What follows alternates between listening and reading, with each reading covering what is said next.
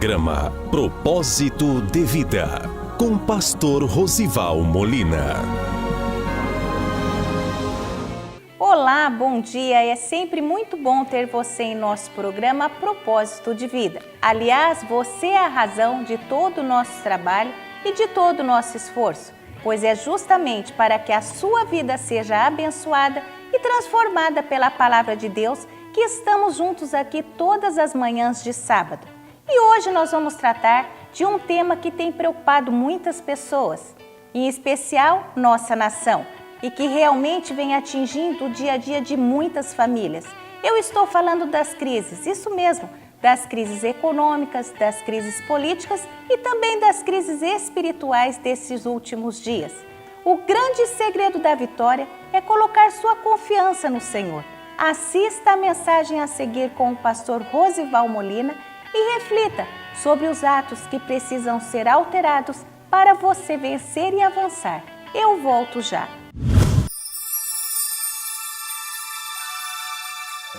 Senhor, o meu coração não se elevou, nem os meus olhos se levantaram. Não me exercito em grandes assuntos, nem em coisas muito elevadas para mim. De certo, fiz calar e sossegar a minha alma. Qual criança desmamada para com sua mãe, tal é a minha alma para comigo. Espere Israel no Senhor, desde agora e para sempre. Amém? Irmãos, este é um texto que nos conduz a refletir sobre talvez um assunto que mais está em evidência, mais está em prática, mais se fala nos dias de hoje. Talvez a palavra mais lembrada durante essas últimas semanas, esses últimos meses, e que ainda talvez tenhamos que ouvir por alguns que tenham por chegar. Estou me referindo à palavra crise. Alguns jornais, alguns meios de comunicação falam na crise econômica, na taxa de desemprego, na taxa de empresas que são desativadas. Outros falam na crise política, o que será do nosso país, o que será da nossa república, o que será do nosso futuro como nação. Outros ainda falam da crise jurídica, o que é justo, o que não é justo, o que se pode, o que não se pode, o que é legítimo, o que é ilegítimo, o que é certo, o que não é certo. Existe uma crise jurídica. Existe também uma crise moral, né? Uma crise ética, o que é lícito, o que é permitido, o que deveria ser, o que não pode ser, o que não pode continuar acontecendo, o que deve acontecer. Às vezes fazemos 3 perguntas: o que aconteceu e não deveria ter acontecido? O que está acontecendo e deve continuar acontecendo em nosso país? E talvez a 3ª pergunta: o que ainda não aconteceu, mas deve acontecer? E ficamos refletindo sobre todas essas questões, todas estas crises. E temos ainda a crise emocional, diante de todas essas incertezas, diante de todas essas inseguranças.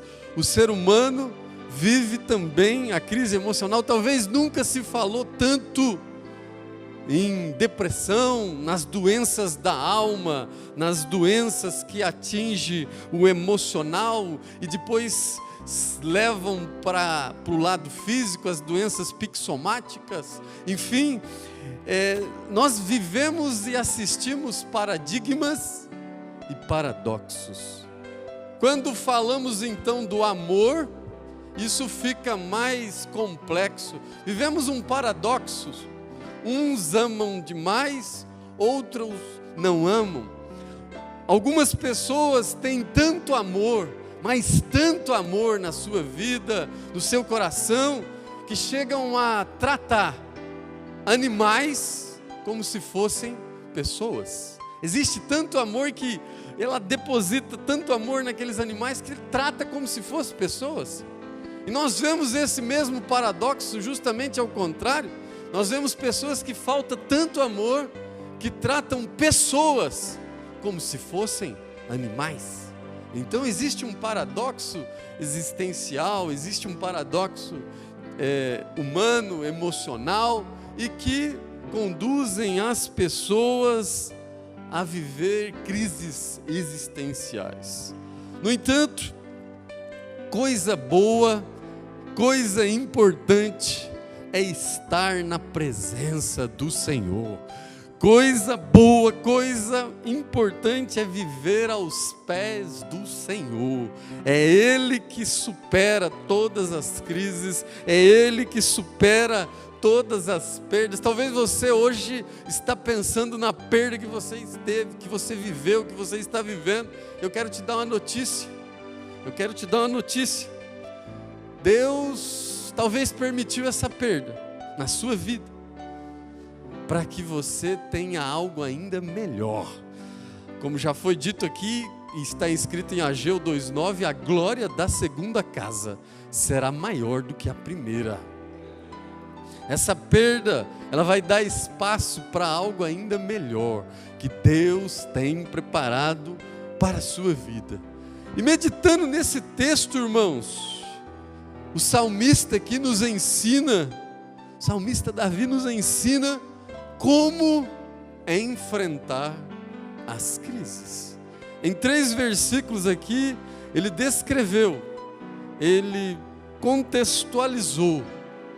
Se você perceber nos salmos anteriores, ele vinha de algumas crises, mas quando ele chega no salmo de número 131, então ele nos ensina como viver, enfrentar, superar, transpor todas estas crises, sejam elas financeiras, emocionais, morais, éticas, jurídicas, enfim. Deus, através da sua palavra, nos fortalece, nos orienta, nos direciona de como enfrentar, de como viver diante de todas estas crises. E nós vemos aqui, irmãos, no Salmo de número 131, no verso 1, a Bíblia nos diz aqui, através desta palavra, o Senhor nos diz: Senhor, o meu coração não se elevou, nem os meus olhos se levantaram, não me exercito em grandes assuntos, nem em coisas muito elevadas para mim.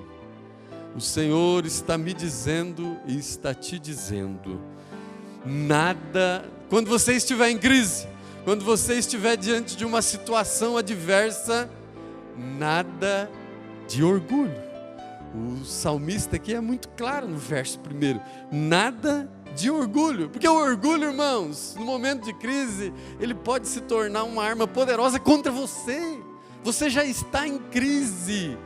Se liberte de todo tipo de orgulho, se liberte de todo tipo de soberba, de arrogância. Eu costumo dizer que a humildade é muito maior do que o orgulho, porque vez ou outra as pessoas dizem que estão com o orgulho ferido, mas eu nunca vi ninguém dizer que estava com a humildade ferida. Portanto, eu presumo que a humildade, ela é muito mais forte, ela supera qualquer situação, qualquer orgulho. E a palavra de Deus nos confirma isso. No livro de Mateus 5:3 nos diz: bem-aventurados os humildes, porque deles é o reino de Deus. Então, irmãos, no momento de crise, no momento de adversidade, seja humilde, nada de orgulho, nada de soberba, nada de arrogância. A primeira coisa que você tem que fazer para começar a vencer essa crise é reconhecer que você precisa de ajuda, é reconhecer que você precisa de Deus, é reconhecer que você precisa de uma intervenção divina. Quando você reconhece, quando você se humilha perante o Pai, Deus se levanta em prol da sua vida, Deus se levanta em prol da sua situação. E o salmista nos coloca aqui: Senhor, o meu coração não se elevou. Bíblia também nos diz, irmãos, lá em 1 Samuel 16, 7, que Deus não vê como o homem vê. A Bíblia diz que Deus vê o coração. Deus não olha a aparência, Ele conhece o coração. E o salmista continua dizendo que o seu coração não se elevou. E ele diz: nem os meus olhos se levantaram. Irmãos, cuide do seu coração. Momento de crise, quebrante o seu coração perante o Senhor. Apresente o seu coração diante do Senhor. Busque ao Senhor. Esconda a palavra do Senhor no seu coração. Guarda o seu coração. Mas em segundo lugar, a Bíblia nos diz aqui que os olhos também são algo muito importante. Em especial para os homens, hein? Em especial para os homens. Faço uma pergunta para os homens aqui. Quem é o mais importante? Quem é que domina quem? Os seus olhos dominam os seus objetivos ou os seus objetivos dominam os seus olhos? Como assim, pastor? Vou explicar. Quando você sai de manhã, os seus objetivos que conduzem os seus olhos ou os seus olhos que conduzem os seus objetivos? Vou ser mais claro ainda. De manhã, quando você se levanta, vou fazer isso, vou trabalhar, vou fazer algo pela minha família. E de repente passa uma moça, de repente passa um moço. E aí o seu objetivo se desvia, porque o olho se tornou mais forte. Porque o olho se tornou supremo perante os objetivos. Quem é que domina quem? Ou você diz: eu e a minha casa serviremos ao Senhor. Eu vou respeitar minha família. Eu vou respeitar o meu lar. Os meus objetivos, o objetivo de respeitar a minha casa, o meu lar, vão superar, vão vencer, vão conduzir, vão dominar os meus olhos. Quem é que domina quem? Os olhos dominam os objetivos ou os objetivos dominam os olhos? A Bíblia é muito clara com relação a isso, quando diz lá no livro de Mateus 6:22. A Bíblia diz: se os teus olhos forem bons, o teu corpo será luz. Todavia, se os teus olhos forem maus, o teu corpo será tenebroso. Então, irmãos, vigia com relação aos olhos. Em momentos de crise, olhe para a palavra, olhe para os seus objetivos enquanto pai, enquanto mãe, enquanto homem de Deus. Às vezes você pode olhar para um lado, olhar para o outro, ninguém está vendo, mas Deus contempla todas as coisas. Deus está te vendo. O salmista ainda diz: meu coração não se elevou, os meus olhos também não se levantaram. E ele continua dizendo: e também não me ative, não me seduzi por grandes coisas, por grandes assuntos. Eu quero dizer uma coisa para você. Hoje nós vivemos o tempo das grandes fortunas, vivemos o tempo dos grandes feitos, dos recordes mundiais, das grandes descobertas. Mas na verdade as pessoas, talvez vamos falar aqui do mundo virtual, das grandes curtidas, dos grandes reconhecimentos, mas vivemos um tempo de vazio emocional, vazio espiritual. Não se atenha à soberba, às grandes coisas, à arrogância, como já foi dito. A Bíblia diz, irmãos, lá no livro de Mateus 25:21, foste fiel no pouco, não precisa ser muito, foste fiel no pouco, e no muito te colocarei. Seja fiel nesse pouco que Deus está permitindo na sua vida, seja fiel nessa pequena coisa que Deus está permitindo. Ele está provando, Ele está avaliando o seu comportamento. Seja fiel. O grande mensagem do salmista aqui é: seja fiel. Não precisa ser em grandes coisas. Até uma viagem de 1000 quilômetros começa com o primeiro passo. Seja fiel nas pequenas coisas, e nas maiores o Senhor vai te colocar. A Bíblia diz, irmãos, também no livro de Marcos 8:36, porque que aproveitaria o homem em ganhar o mundo inteiro e perder a sua alma? O que aproveito que tinha nisso? Qual o proveito? Às vezes você tem o dinheiro, mas não consegue comprar saúde. Às vezes você tem até o dinheiro, mas não consegue comprar o respeito, a dignidade. Você não consegue andar de cabeça erguida. Irmãos, que proveito teria o homem em ganhar o mundo inteiro se perder a sua alma? Eu quero dizer uma coisa para você. Vigie. Vigie nas pequenas coisas. Nas pequenas coisas. Quero dizer para você, ninguém tropeça em montanha. Nós derrapamos em pedrinhas. Nós caímos nas pequenas pedras. Lembra daquele asfalto novo? Lembra daquele asfalto que foi acabado de fazer? Sabe aquelas pedrinhas quando você freia o veículo, a moto? É ali que cai. Ninguém tropeça em grandes coisas. É uma coisa errada aqui. É uma mentira ali. É uma situação acolá. E pequenas coisas vão consumindo a unção, a comunhão com Deus, o respeito. Vigie, irmãos. Não se atenha a se desviar do Senhor. Então, no verso de número 2, o salmista continua nos ensinando. E ele diz: de certo fiz calar e sossegar a minha alma. De certo fiz calar e sossegar a minha alma. Ele está falando aqui sobre ansiedade, que talvez seja um dos problemas da atualidade. Talvez seja um dos maiores problemas da população, da civilização atual. A ansiedade. Mas é preciso você fazer calar, você fazer se acalmar a sua alma. Não andeis ansiosos por coisa alguma. Buscai primeiro o reino de Deus e a sua justiça, e as demais coisas serão acrescentadas. É preciso você fazer calar a alma. Você sabia que quando você está preocupado, é um dos momentos mais delicados, é um dos momentos que talvez você está mais vulnerável a desagradar ao Senhor. É nesse momento que o povo murmura, né? Alguns teólogos dizem que o povo, quando saiu para o deserto, faria aquela viagem em 40 dias. Outros dizem em 60, outros ainda dizem em 90. Mas o fato é que nenhuma, nem 40, nem 60, nem 90, eles levaram 40 anos. 40 anos. Andando em círculos, porque justamente murmuravam, andavam ansiosos, andavam ali murmurando com relação ao Senhor. Então, é preciso você vigiar em relação às suas palavras. Evite as palavras impensadas. Eu tenho algo para te dizer. Antes da palavra sair da sua boca, você é dono dela, você é senhor das suas palavras. Depois que ela sair da sua boca, você se torna escravo do que você falou. Antes de sair, dono, senhor. Depois que saiu, você vai ter que dar conta.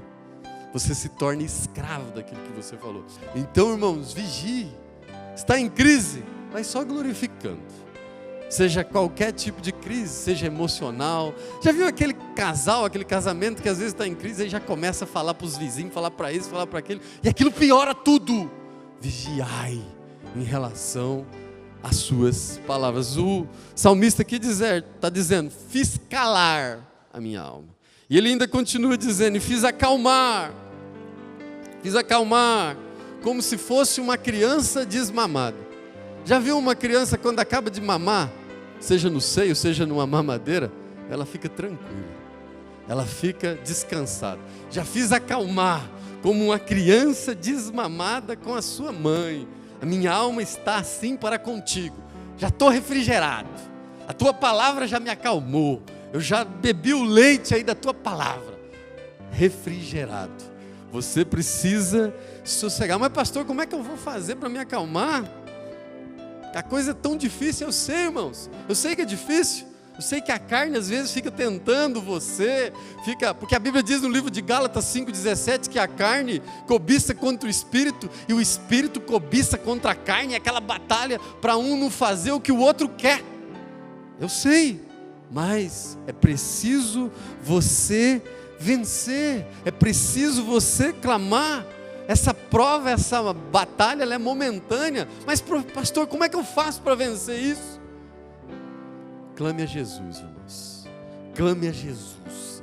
Clame pelo nome de Jesus. A Bíblia diz que foi dado um nome que todo joelho que está no céu, na terra, debaixo da terra, vai ter que se curvar, vai ter que se dobrar, vai ter que reconhecer que Ele é poderoso, que Ele pode te dar vitória. Clame pelo nome de Jesus. Clame por Jesus. Se Jesus vai te dar paz, sabe? Aquela paz.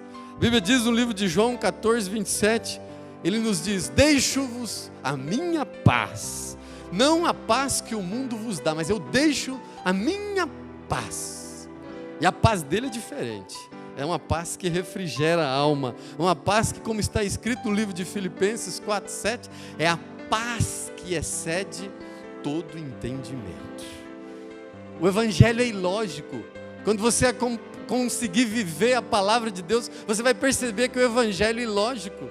Às vezes a pessoa agride, te ofende, e você está dando glória a Deus, ninguém entende, é ilógico. O irmão fala isso, fala aquilo de você, e você, o nome do Senhor vai ser glorificado. Ninguém entende, irmão. Era para você reagir com pedrada, com isso, com aquilo, mas é uma paz que excede todo entendimento. Deus vai te dar essa paz. Faça como aquela analogia do menino que estava dentro do navio, e o navio estavam todos em pânico, aflitos por conta das fortes ondas, e o menino falou: não, fica tranquilo, vai dar tudo certo, é o meu pai que está no comando, é o meu pai que está dirigindo. Às vezes você precisa fazer isso, coloque tudo nas mãos de Deus, diga: vai dar tudo certo, quem está no comando é o pai, quem está no comando é Deus, Deus vai entrar com providência. E por fim, irmãos, por fim, a Bíblia diz no verso de número 3, espere Israel no Senhor, desde agora e para sempre. É preciso você aprender a não deixar o orgulho ser maior que você. Na hora da crise, humildade, no coração, nos olhos, na boca, em todas as áreas e ângulos da sua vida. É preciso você também vigiar em relação às palavras, em relação aos seus comportamentos, calar, sossegar. Mas não só isso, é preciso, por fim, aprender a esperar no Senhor. E para concluir, a Bíblia e os teólogos nos confirmam que de capa a capa, irmão, existem aproximadamente 32 mil promessas na palavra de Deus. 32 mil promessas esperando por mim e por você.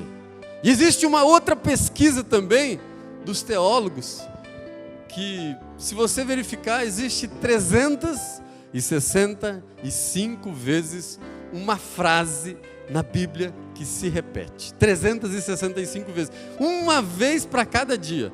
365 vezes a palavra: não temas, não temas porque eu sou contigo, não temas porque eu te ajudarei, não temas, não temas. Todos os dias que você se levantar, Deus está te dizendo: não temas, prossiga, diga ao meu povo que marche, diga ao meu povo que avance. Irmãos, é muita promessa. Pastor, mas e como é que eu faço para receber a promessa? Só depende de você, irmãos. Se desvie do pecado, se desvie do mal, se desvie das iniquidades. A Bíblia diz em Isaías 59, 2: as vossas iniquidades e os vossos pecados fazem separação entre vós e o vosso Deus. Só o pecado pode te separar da promessa. Só o pecado pode te separar das bênçãos de Deus. Viva na presença do Senhor, clame pela presença do Senhor, tome uma posição na sua vida e o nome dele vai ser glorificado. As mudanças vão começar a acontecer. Ah, pastor, mas é muito difícil. Irmãos, tenha fé. O grande segredo com Deus é a fé. Aliás, você quer agradar a Deus? Você quer deixar Deus feliz contigo? Hebreus 11, 6, a Bíblia diz: sem fé é impossível agradar a Deus. Tenha fé, impressione a Deus com a sua fé, e Deus vai te impressionar com os milagres e com as maravilhas na sua vida. Pastor, mas como é que faz para ter fé? nesse tempo que você está me ouvindo, nesse tempo que você está aqui participando, a Bíblia diz que a fé vem pelo ouvir, e ouvir a palavra de Deus. A sua fé está aumentando, a sua fé está crescendo, o nome do Senhor vai sendo glorificado, o nome do Senhor vai sendo exaltado.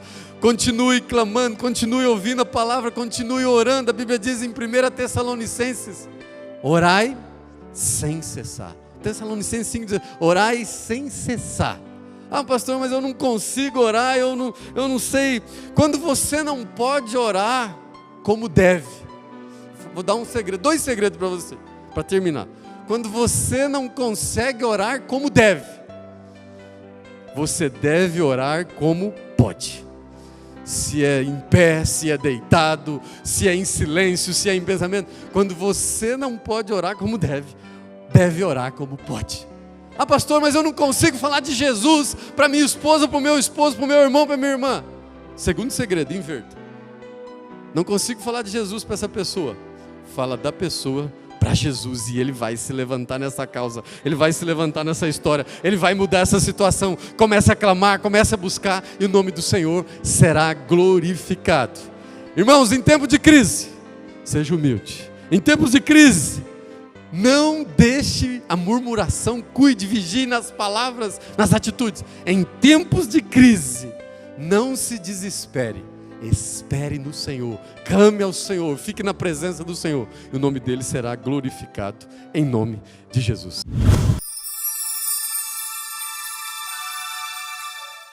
Eu creio que o Espírito Santo falou em seu coração e foi possível você entender que para superar todas estas crises, são necessárias algumas mudanças indispensáveis em sua vida.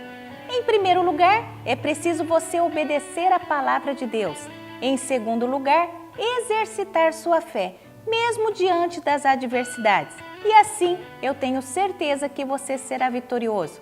Pois como está escrito no livro de Salmos 37, versículo 25, fui moço e agora sou velho, mas nunca vi desamparado o justo, nem sua semente a mendigar o pão. Deus não vai te desamparar. Esta luta e esta prova serão passageiras. Deus vai te honrar em meio a todas essas crises. E creia que onde você foi envergonhado, Deus vai entrar com dupla honra. Apenas fique firme e sua vitória vai chegar. Nosso programa já está chegando ao final. Vamos agora conferir nossa agenda desta semana. Amanhã, domingo, culto da família às 19 horas. Segunda, culto de ensino. Terça, culto de oração. Quarta, reunião das mulheres prudentes. Sexta, culto de campanha. E nas congregações, culto aos domingos às 19h30 e na terça e quinta às 20 horas. Pai, mais uma vez nos colocamos na Tua presença para Te louvar e engrandecer o Teu santo nome. Te agradecemos por todas as maravilhas e milagres que já nos tem concedido. Obrigado por Tua palavra nesta manhã, obrigado por Tua presença neste dia. Agora, neste momento especial de oração, nós clamamos a Ti por todas as pessoas e por todas as famílias que estão nos acompanhando neste momento. Deus, restaura o lar do Teu filho e da Tua filha, Senhor. Aumenta o amor, amplia o entendimento, a compaixão. Visita todas as causas que os Teus filhos e as Tuas filhas apresentam diante de Ti neste momento. Derrama a Tua bênção e que mais uma vez o Teu nome venha a ser glorificado. Nós cremos na Tua intervenção, na vida de todas estas pessoas. Em nome de Jesus. Amém.